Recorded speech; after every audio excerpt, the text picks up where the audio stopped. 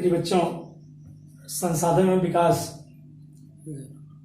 अगले पीरियड में आपको बताया गया था कि संसाधन क्या है। संसाधन के प्रकार भी आपको थोड़ा बताया गया था पृष्ठभूमि के हिसाब से। आज थोड़ा फिर सुन लेते हैं। संसाधन उसे कहते हैं प्रकृति की वे सभी वस्तुएं जिनसे हमारी विभिन्न आवश्यकताओं की पूर्ति होती है, उसे संसाधन कहा जाता है। जैसे वैसे भी आप जानते हैं, जल है, वायु है, भूमि है, जितनी भी सारी चीजें हैं सभी हमें प्रकृति से प्राप्त हैं, हमें निःशुल्क प्राप्त हैं, बिना पैसे की प्राप्त हैं। इन्हीं सभी वस्तुओं से जो हमारी आवश्यकताओं की पूर्ति होती है उसी को संसाधन कहा जाता है।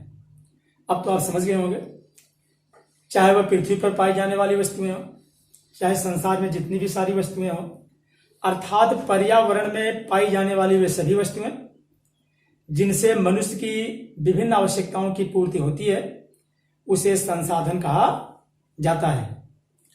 उस दिन आपको बताया गया था संसाधन के प्रकार।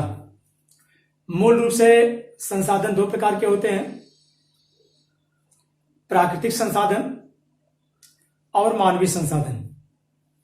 प्राकृतिक संसाधन के विषय में आपको बताया गया था कि प्रकृति द्वारा प्राप्त निःशुल्क वे सभी वस्तुएं जिनसे हमारी या मानव की विभिन्न आवश्यकताओं की पूर्ति होती है, उसे प्राकृतिक संसाधन कहा जाता है। जैसे प्रकृति से जो वस्तुएं हमें प्राप्त हैं, बिना पैसे की प्राप्त हैं, अर्थात निःशुल्क प्राप्त हैं, उपहार स्वरूप प्राप्त हैं, उसमें हमको आपको कोई पैसा नहीं देना है, उसे हम अपनी आवश्यकता के रूप में जब प्रयोग करते हैं तो उसे प्राकृतिक संसाधन कहा जाता है। जैसे जल है, पृथ्वी के नीचे जल संचित है, हम उसे कुएं द्वारा, बाल्टी द्वारा या हैंडपंप द्वारा या नलकूप द्वारा जब उसे हम पृथ्वी के नीचे से निकाल करके अपनी विभिन्न आवश्यकताओं की पूर्ति करते हैं तो उसे जल संसाधन कहा जाता है। उसी प्रकार से नदियां हैं, नदियां बहती चली जा रही हैं, जब उसका हम सिंचाई के रूप में प्रयोग करते हैं, नहर निकाल करके या बंधा बना करके जो है बिजली का उत्पादन करते हैं, जो कि आप देख रहे हैं विभिन्न कल कारखानों, हमारे घरेलू कार्यों, जैसे बिजली का पंखा है, बिजली का बल्ब है, मान लीजिए जो आपकी छोटी मोटी चीजें जैसे हीटर है, या इसके भी अलावा और भी जो वस्तुएं हैं इससे स्वचालित हैं।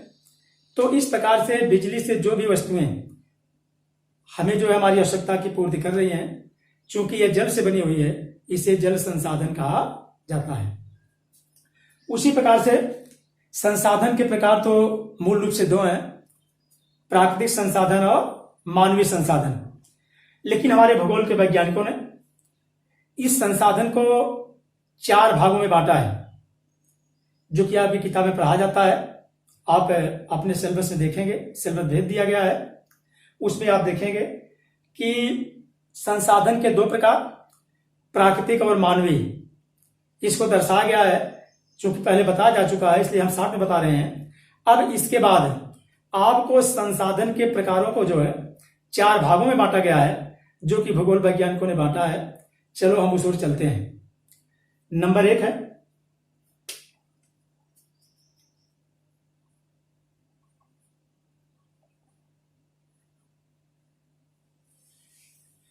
उत्पत्ति के आधार पर।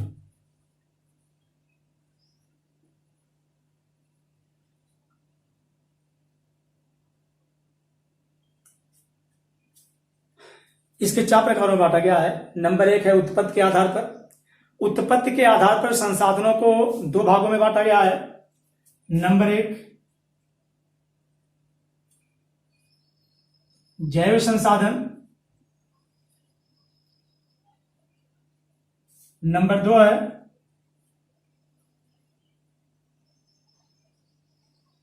अजैव संसाधन।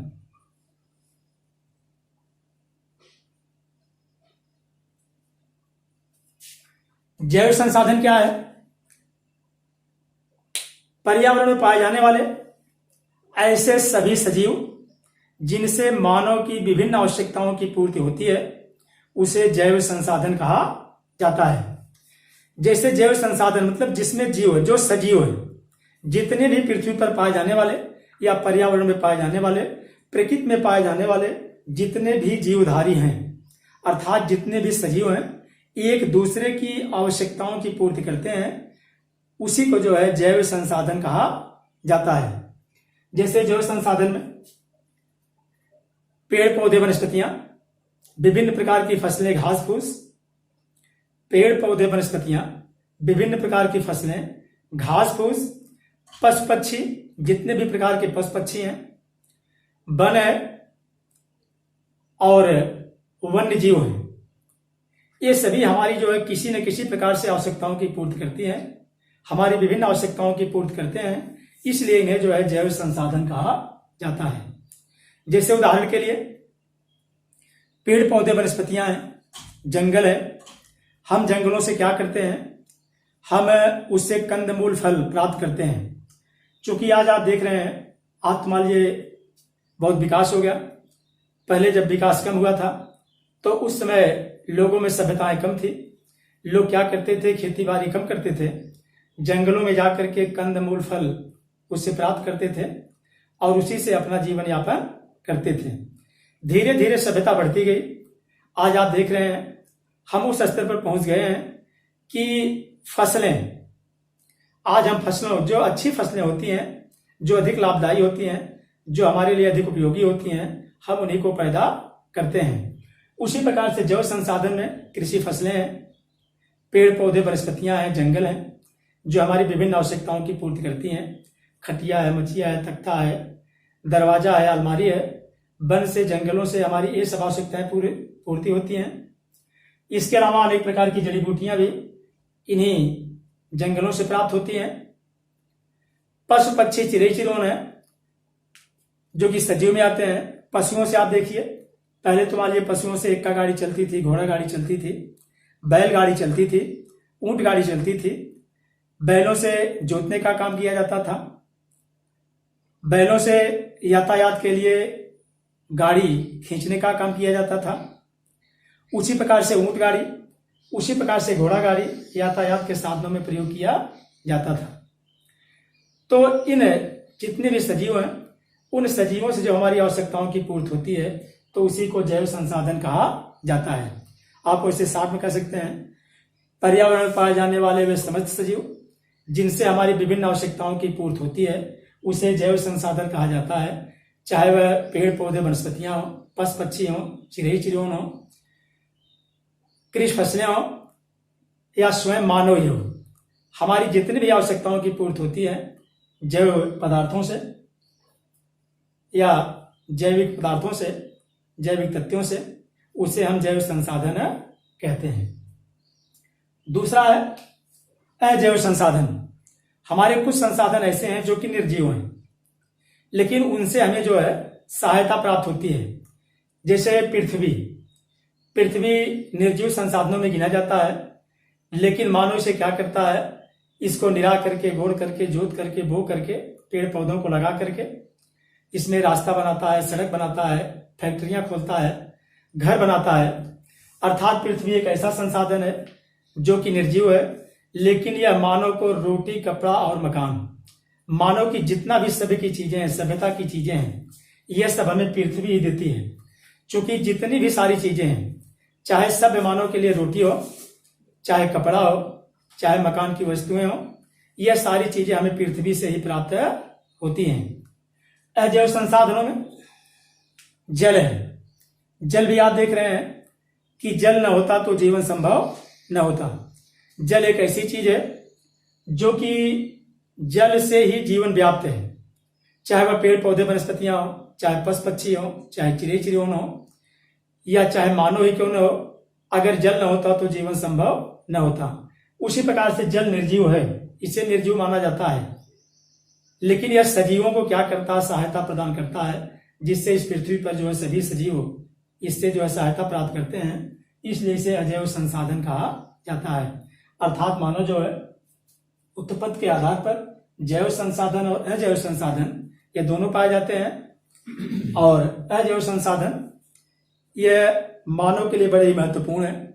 चाहे वह जल हो, चाहे पृथ्वी हो, चाहे सूर्य का ताप हो, यह सारी चीजें जितनी भी हैं, चाहे वह खनिज पदार्थ हो, यह मानव के लिए बड़ी उपयोगी हैं। अगर अजैव संसाधन न होता तो मानव का इतना विकास न होता।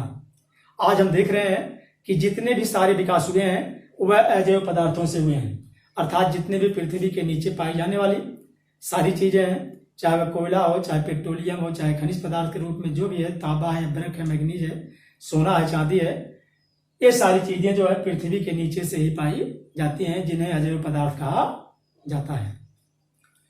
चलिए आगे बढ़ते हैं। दूसरा है समाप्यता के आधार पर। समाप्यता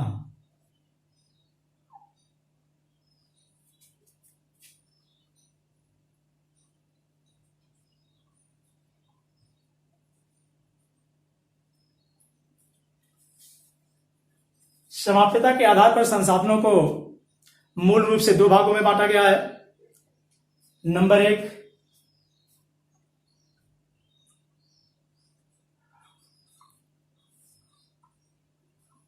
नवीकरणीय संसाधन।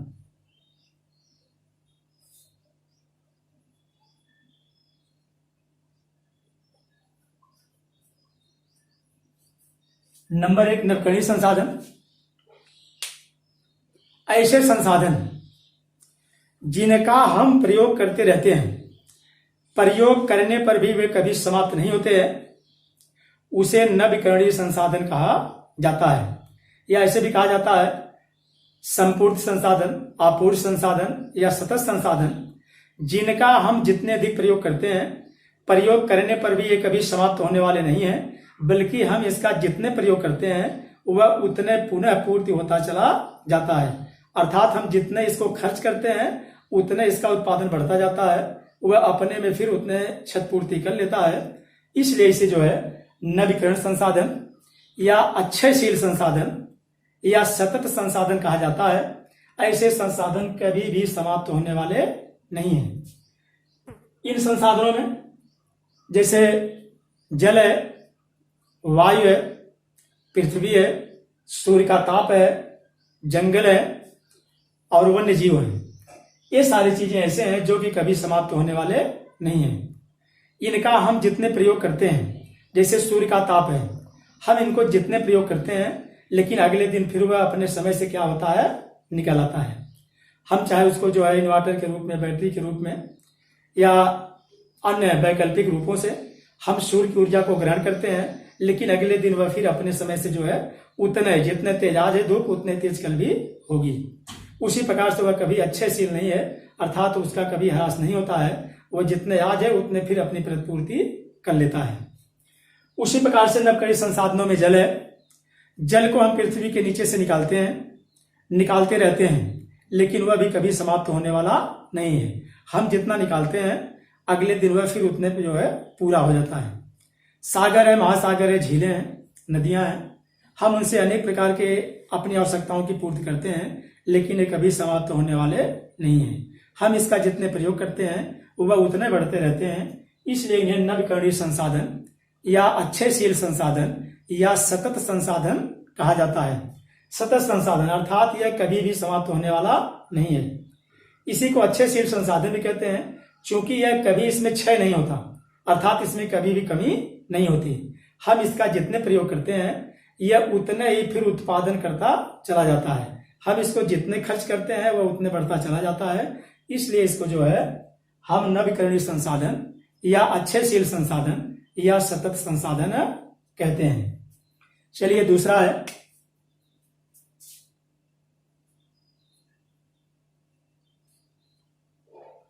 अनवीकरणीय संसाधन।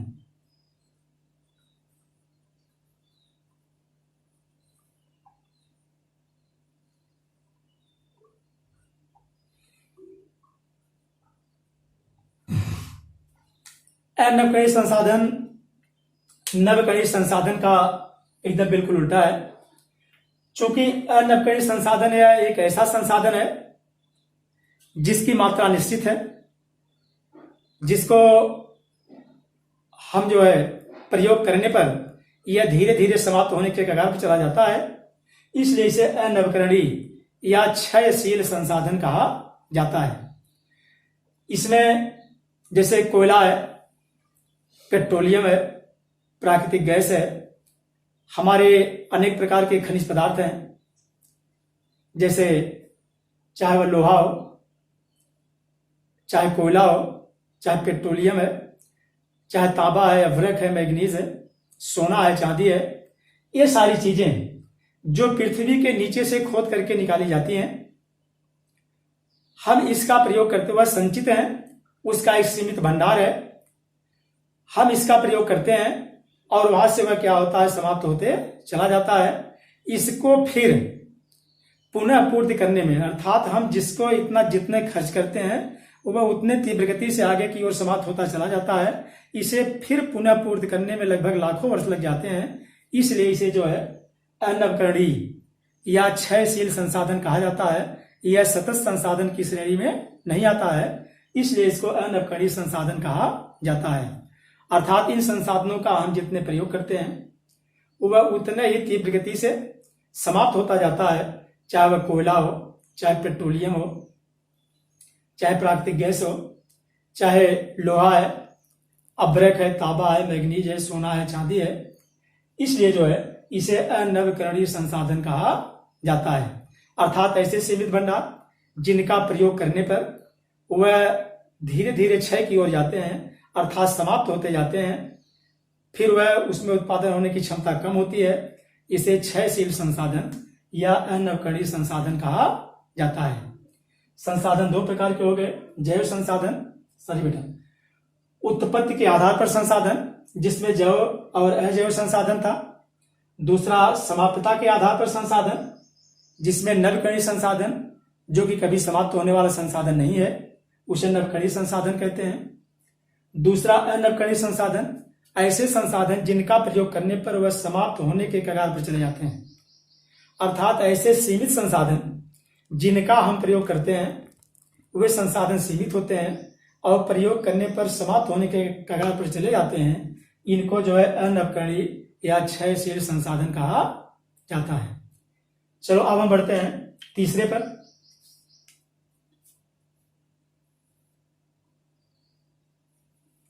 तीसरा है स्वामित्व के आधार पर।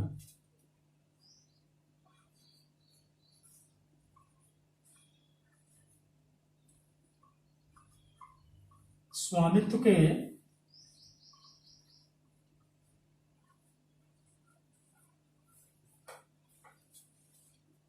के आधार पर संसाधनों को चार प्रकारों में बांटा गया है। नंबर एक है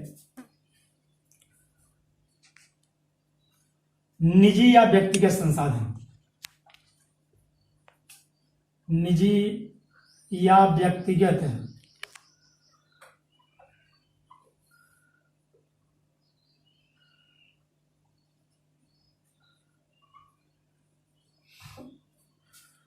स्वामित्व के आधार पर संसाधनों को चार भागों में बांटा गया है। नंबर एक है निजी या व्यक्तिगत संसाधन। बेटा ऐसे संसाधन जो हमें प्रकृति द्वारा प्राप्त हैं, लेकिन यह किसी न किसी व्यक्ति के अधिकार में है, यह किसी न किसी व्यक्ति के अधिकार में है, उसे हम निजी या व्यक्तिगत संसाधन कहते हैं। जैसे आप गांव में सुनते होंगे, कोई जमींदार है, कोई भूमिहीन है, किसी के पास जमीनें नहीं है, तो किसी के पास 100 बीघे, 50 बीघे, 10 बीघे, 20 बीघे जमीनें हैं। वह जो 20 बीघा 25 बीघा वाला जमीन वाला है, वह जमीन उसके अधिकार में है। वह सरकार को जमीन के बदले लगान देता है, जमीन के बदले वह लगान देता है, लेकिन वह जमीन का पूरा उत्पादन लेता है, चूंकि वह जमीन उसके अधिकार में है। अर्थात जितने भी उसके पास जमीन है, चाहे वह 50 बीघे हो, चाहे 20 बीघे हो, चाहे 10 बीघे हो, जितना भी उसके पास है, वह अपनी जमीन का लगान सरकार को देता है। सरकार को देने के बाद उसका जितना उत्पादन होता है वह पूर्ण उत्पादन का अधिकारी होता है, अर्थात उसका पूरा उत्पादन उसके अधिकार में होता है। उसी प्रकार से नलकूप है, उसका निजी नलकूप है, वह चाहे चलावे उसको, चाहे बंद करे। कुआं है, कुएं पर चाहे किसी को आने दे आने दे, उससे जो उत्पादन करता है अर्थात पानी निकालता है, तो कुएं में पानी जो है निकाल करके अपना खेत की सिंचाई करता है, नहीं निकालता है तो कुएं में पानी संचित रहता है। उसी प्रकार से निजी संसाधनों में लोग अपना घर बनाते हैं, मकान बनाते हैं, अपनी छोटी मोटी कोई फैक्ट्री खोलते हैं। तो निजी संसाधनों में या व्यक्तिगत संसाधन वह संसाधन होता है जो किसी व्यक्ति विशेष के माध्यम से उसका पूरा अधिकार होता है, उसे निजी संसाधन कहा जाता है। अब तो आप समझ गए होंगे। सबसे बड़ा उदाहरण इसका यही है कि जैसे आप गांव में देखते हैं, गांव में जमींदार लोग हैं, जमींदारों के पास जमीनें हैं। जो बेचारा भूमिहीन है उसके पास जमीनें नहीं है, वह अपना जीवन यापन करने के लिए किसी दूसरे के जमीन पर जाकर के कार्य करता है। लेकिन जिसके पास जमीन है वह अपना जो है अपनी जमीन पर कभी कोहड़ा बोता है, कभी लौकी बोता है, कभी साग सब्जियां बोता है, तो कभी अनाज की चीजें बोता है, कभी दलहन की चीजें बोता है। इस प्रकार से वह अनेक प्रकार से फायदे उठाता है। उसी प्रकार से क्या करता है, कभी कभार वह जो है 5 बीघे 6 बीघे 10 बीघे अमरूद की बाग है, आम की बाग है, उसको लगा देता है और उसको घर बैठे ही बगैर कुछ कार्य किए ही उसकी सिंचाई करते रहता है। मान लीजिए आम की बगीचा लगवा दिया, 10 बीघे 5 बीघे अमरूद का बगीचा लगवा दिया, वह अपना जो है पैसे का उत्पादन करता रहता है। इसी को निजी या व्यक्तिगत संसाधन कहा जाता है। इसी स्वामित्व के आधार पर दूसरा है सामुदायिक संसाधन।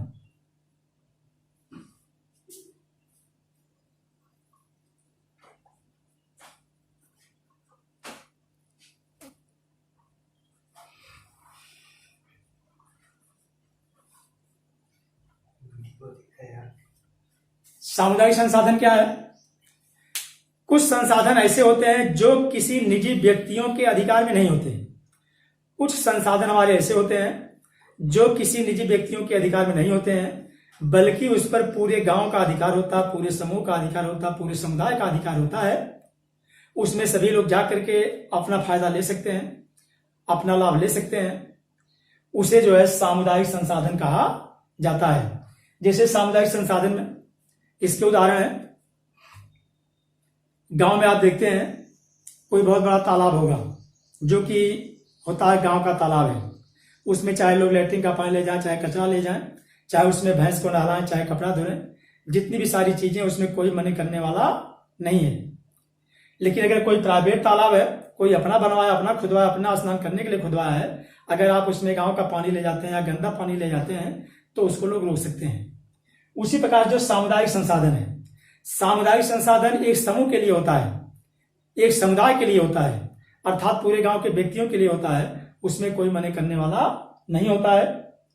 उसी प्रकार से सामुदायिक संसाधन जैसे गांव का तालाब है, गांव के लिए खेल का मैदान है, खेल के मैदान में सभी लोग जाते हैं और उसमें खेल सकते हैं। पिकनिक है या मान लीजिए अस्पताल है, अस्पताल में आप सरकारी अस्पताल है उसमें आप जाते हैं, आप 1 रुपए का टिकट कराते हैं, सरकार उनको पेमेंट दे रही है, डॉक्टर को पेमेंट दे रही है, आप जाते हैं डॉक्टर से जो है लड़ भी जाते हैं कि हमको बुखार क्यों आ रहा है, कल दवा दिए क्यों बुखार हमको आ रहा है, ऐसा वैसा है। तो इस प्रकार से आप जो इससे लड़ भी जाते हैं। ऐसा लगता है कि हमारा उनके ऊपर अधिकार है, जबकि वो पढ़े लिखे हैं, वो हम आपसे ज्यादा जानते हैं, लेकिन तब भी हम उनको क्या करते हैं, क्योंकि हमारा उनके ऊपर पूरे समुदाय का अधिकार की सरकार इनको हमारे लिए भेजी है, हमारी उपयोगिता के लिए भेजी है कि जनता अगर बीमार होती है तो वह डॉक्टर के पास जाएगी, दिखाएगी और डॉक्टर उसका उपचार करेगा। तो इस प्रकार से हम डॉक्टर के पास जाते हैं तो समझ करके जाते हैं कि हम डॉक्टर को दिखाने जा रहे हैं। अगर वहीं आप प्राइवेट डॉक्टर के यहाँ जाते हैं तो वहाँ आसानी से आप जाते हैं, उसको भैया बाबू कहते हैं मान लीजिए, और अनेक प्रकार से उसको जो है उससे मिलते हैं। उसी प्रकार जो सरकारी डॉक्टर है, आप उसको यह समझ लेते हैं कि उसको सरकार पेमेंट दे रही है, यह हमारे जो है लाभ के लिए आया है। तो उसी प्रकार से जो समुदाय के लिए होता है, जो सभी के लिए होता है, उसे सामुदायिक संसाधन कहा जाता है। उसी प्रकार से विद्यालय, आप विद्यालय में पढ़ने जाते हैं, टीचर जो है सबको बराबर पढ़ाता है। उसमें मान लीजिए कोई तेज लड़का है वह ज्यादा सीख जाता है, कोई कमजोर दिमाग का है वह धीरे धीरे सीखता है। लेकिन टीचर यह प्रयास करता है कि सभी बच्चे, हमारे जितने भी बच्चे हैं सभी बराबर हैं, मान लिए सभी समान भाव से सीखें।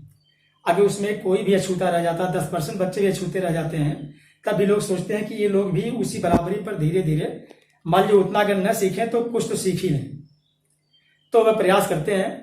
उसी प्रकार से इसको सामुदायिक संसाधन कहा जाता है, अर्थात ऐसे लाभ जो सभी व्यक्तियों को बराबर मिल सके, उसे सामुदायिक संसाधन कहा जाता है। जैसे गांव का तालाब है, गांव का खेल का मैदान है, वन है, जंगल है, वन्य जीव है, उस पर सभी लोगों का समान अधिकार है, उस पर किसी एक का अधिकार नहीं है। उसी प्रकार से सड़कें भी हैं, आप सड़क पर जा रहे हैं, आपका भी अधिकार है, उस पर किसी एक का अधिकार नहीं कि अगर आप भी सड़क में खड़े हो जाएं और कहेंगे नहीं हम यहां से नहीं हटेंगे। तो चूंकि ये सामुदायिक चीजें हैं, इस पर सबका अधिकार है। ट्रेन है, ट्रेन आ रही है, आप हटे या न हटे ट्रेन चली जाएगी। तो उसी प्रकार से आपका जहां तक अधिकार आप उसका उतने प्रयोग किए, अगर उससे ज्यादा प्रयोग करते हैं तो आप खुद ही संकट में पड़ जाएंगे। उसी प्रकार से सामुदायिक संसाधन ऐसा संसाधन है जो कि किसी निजी व्यक्ति के अधिकार में न होते हुए यह सबके लाभ के लिए होता है, इसी को सामुदायिक संसाधन कहा जाता है। तीसरा है राष्ट्रीय संसाधन।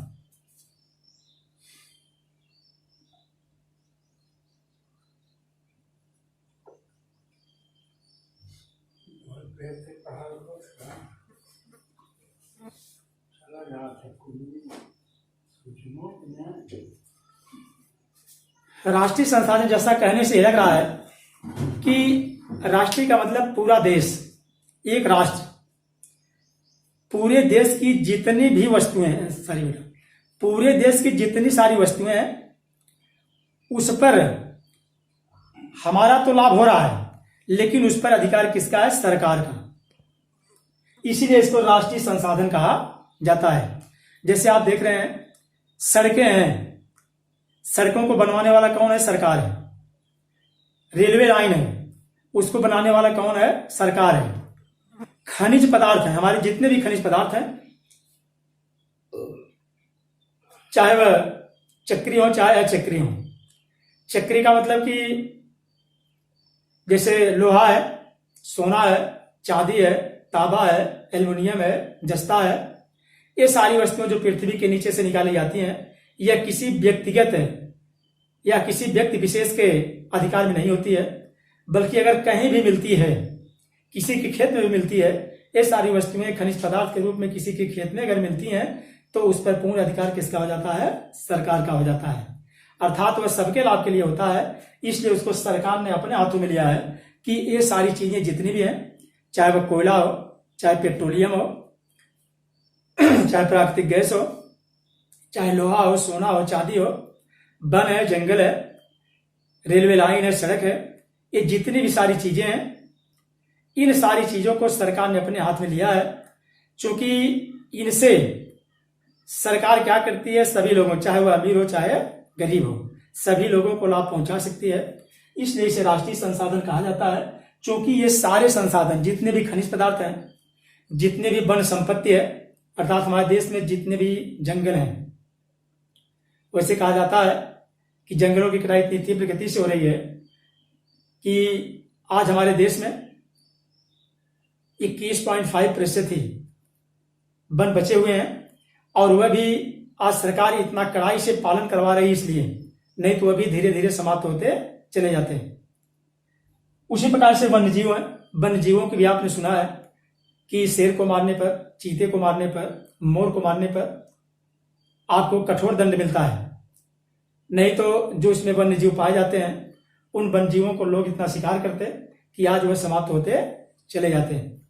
इसी प्रकार चाहे वह खनिज पदार्थ हो, खनिज संपदा है, वह भी हमारे राष्ट्रीय संसाधन के अधिकार में है। चाहे वन हो, चाहे वन्य जीव हैं, ये सारी चीजें जो है हमारे जो है राष्ट्रीय संसाधन अर्थात हमारे देश के अधिकार में है।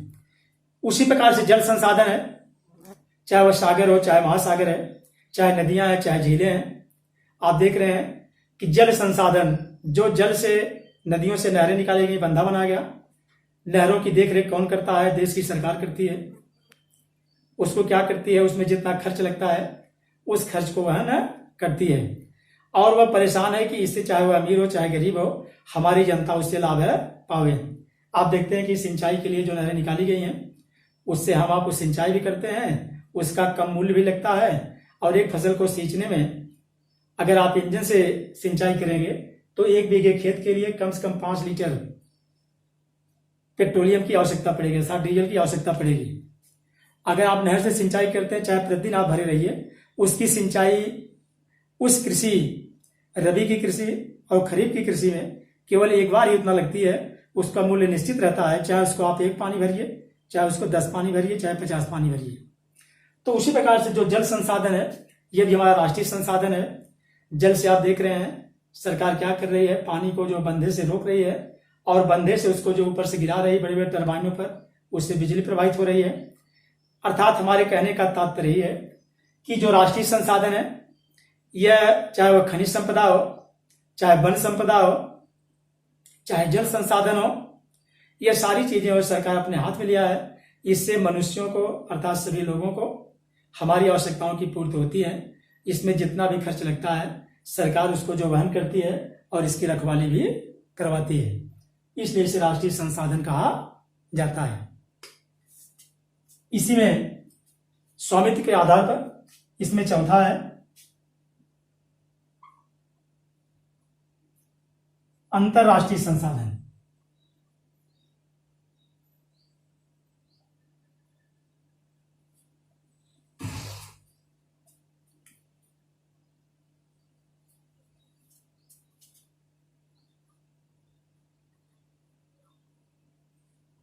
अंतरराष्ट्रीय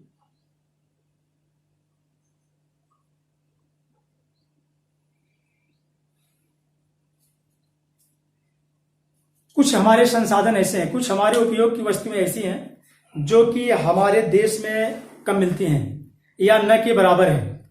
सरकार ने उसको क्या किया है, एक देश से दूसरे देश से साझा किया है, अर्थात विश्व व्यापार के माध्यम से उसने जो वस्तु हमारे पास नहीं है उसको हम उसके बदले में उसे दूसरी वस्तु देंगे और वह उसके बदले में हमें दूसरी वस्तु देगा। जैसे आप देखते हैं पेट्रोलियम है, हमारे यहाँ पेट्रोलियम की कमी है क्योंकि अपने यहाँ जो पेट्रोलियम का संचित भंडार है वो बहुत ही सीमित है। अगर उसका प्रयोग किया जाए तो वह बहुत जल्द ही समाप्त हो जाएगा। इसलिए उसका प्रयोग कम करने के लिए हम क्या करते हैं, विदेशों से पेट्रोलियम को जो है हम वहां से आयात करते हैं और इसके बदले में हम अपनी कृषि की वस्तुओं को उसको निर्यात करते हैं।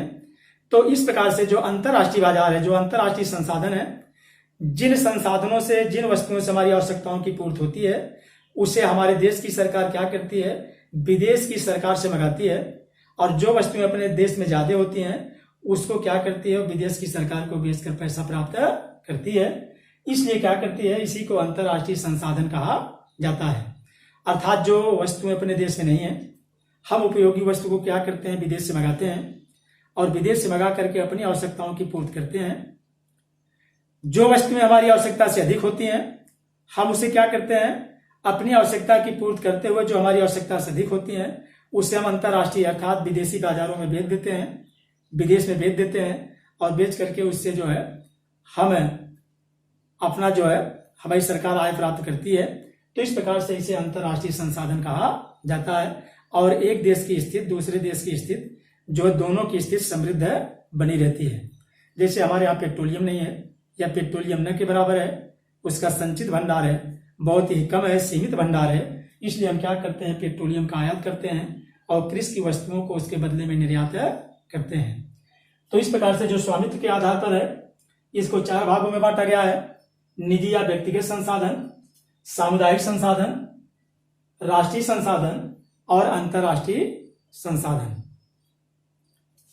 चौथा है विकास के आधार पर संसाधन।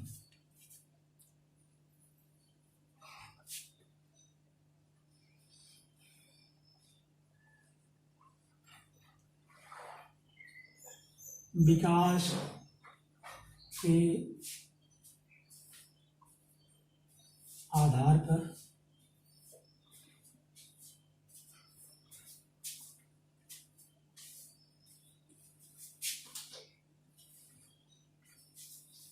विकास के आधार पर संसाधनों को 3 भागों में बांटा गया है। नंबर 1, संभावित संसाधन।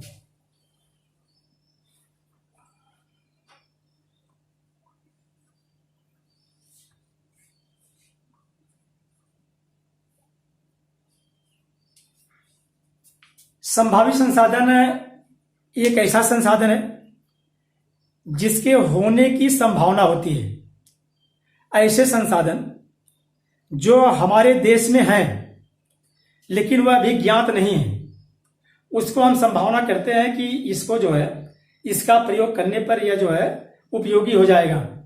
उसी प्रकार से हमारे देश में, जैसे हमारे देश के पश्चिमी भागों में राजस्थान, गुजरात है, यहां पर जो है पवन संसाधन और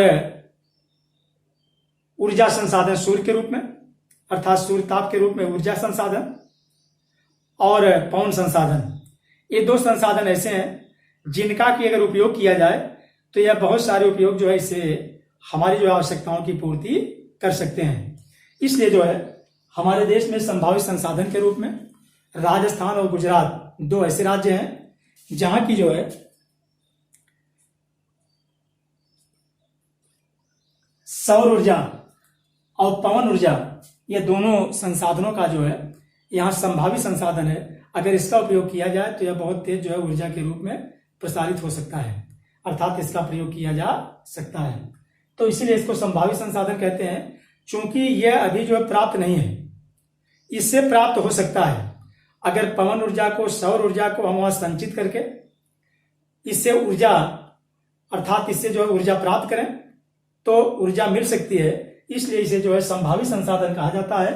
यह हमारे देश के जो है पश्चिमी भागों में राजस्थान और गुजरात, यहाँ दोनों पर जो है पवन ऊर्जा और सौर ऊर्जा जो है संचित की जा सकती है, इसलिए इसे संभावित संसाधन कहा जाता है। दूसरा है विकसित संसाधन।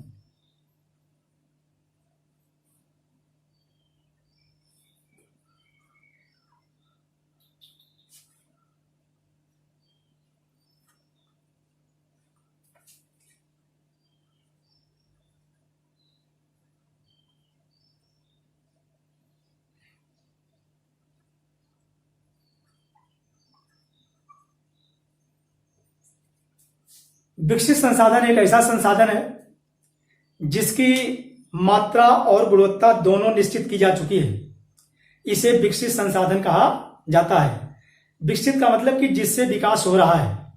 जैसे आप देख रहे हैं हमारे देश में कोयला है, पेट्रोलियम है, प्राकृतिक गैस है, इसके अलावा और जो खनिज पदार्थ हैं, लोहा है, एल्युमिनियम है, जस्ता है, जो भी सारी चीजें हैं, हम उसका एक संचित भंडार के रूप में, हम उसका एक विकसित भंडार के रूप में उसका उपयोग किया जा रहा है। उसको खोज करके वैज्ञानिकों ने निकाल दिया है कि यहां पर इतने मात्रा में जो है, यहां पर लगभग इतने मात्रा में जो है हमारे एक खनिज पदार्थ संपदा के रूप में जो है संचित हैं।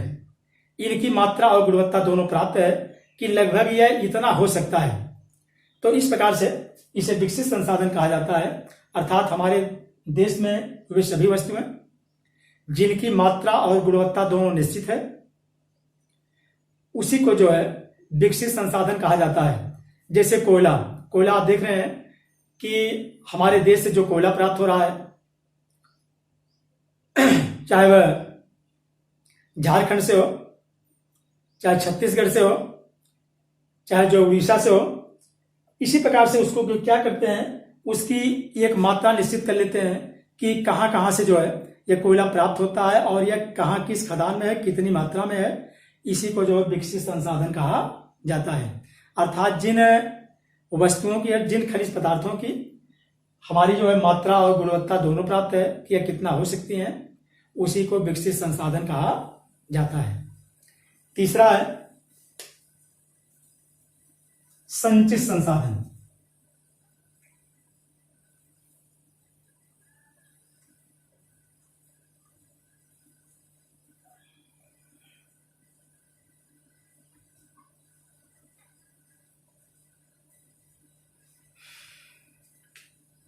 कुछ संसाधन ऐसे होते हैं जिनकी मात्रा जो है अभी तक निश्चित नहीं हो पाई है,